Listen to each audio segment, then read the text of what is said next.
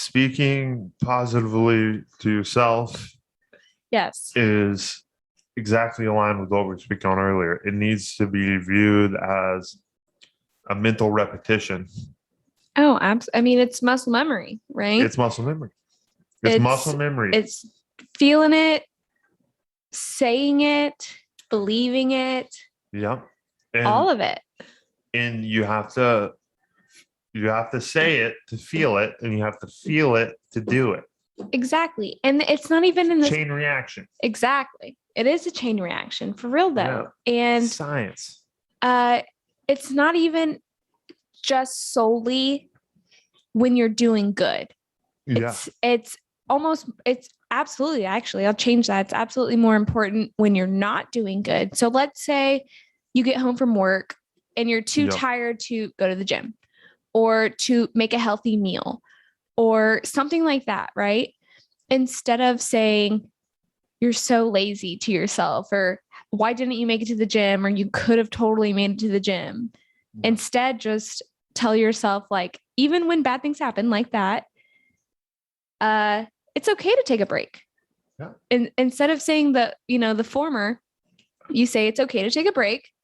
Yeah. It's okay to have a cheat meal. It's okay to do literally whatever, because we're human, Yeah. So it's especially when you're doing bad to not say you're a piece of shit. You're not doing what you're supposed to be doing. It's having grace, being gracious to yourself, just kind of like loving yourself, which is the number one thing I always preach. Really is.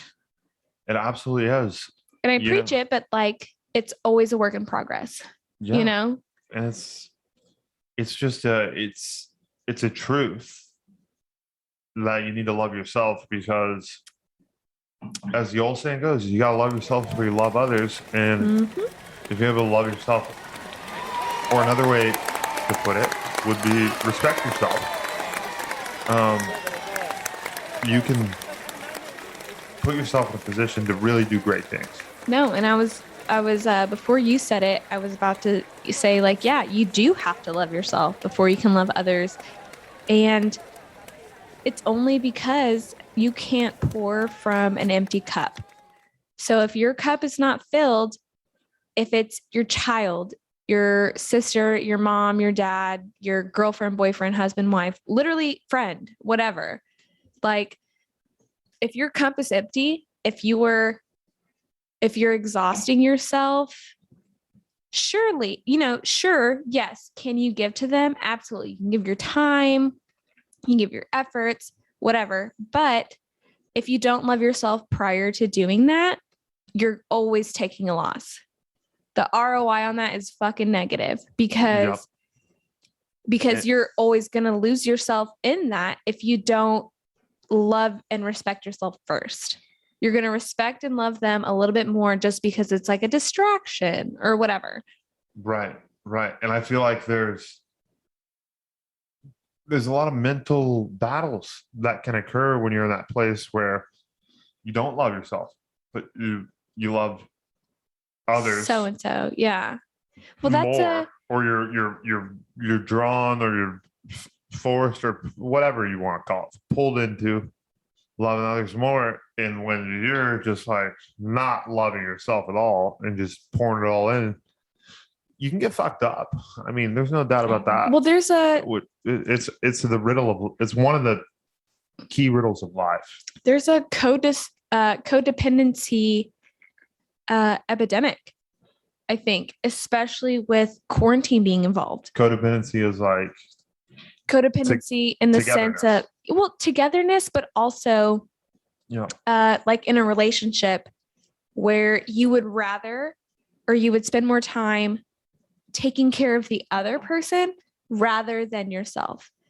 And that's the epidemic, I feel like, is a lot of people want to get like acceptance or feel needed or things like that. And that draw is stronger than their own care for themselves. Like they're using their energy to do that with people rather than like accept themselves, love themselves, spend time doing their physical health, like I said, mental health, all that stuff. Like they would Right. rather take care of other people than deal with their own stuff so that they can even take care of people better. But like that's a lot of It's a people like fine that line. do short-term thinking rather than long-term thinking, Amen. you know? And I feel like it's, I don't know. That just kind of makes me think of Robin Williams. I hate to go down Oh. that lane, but No, he but just spent his whole life that's a great thing to bring up. just locked in on Making other people happy and laugh. Yeah, and just Uh, tunnel vision. well, there's like a what do you call it? Can't remember the word, but like people say it all the time kind of thing. And people like something I always see online. I think I know what you're getting And at. I can't get the word. Yep. But I know what you're saying. Telekinesis is yeah, occurring. There you go. Yep. Hello. We love telekinesis. We've got it in that planet of good vibes. There's a thing people say, and I fucking lost it because we were just talking. I'm gonna say it out loud in case I forget. Okay. Yeah. Check on your happy friends is the thing that Robin Williams, like all the memes are about. Not funny memes, but just like viral pictures.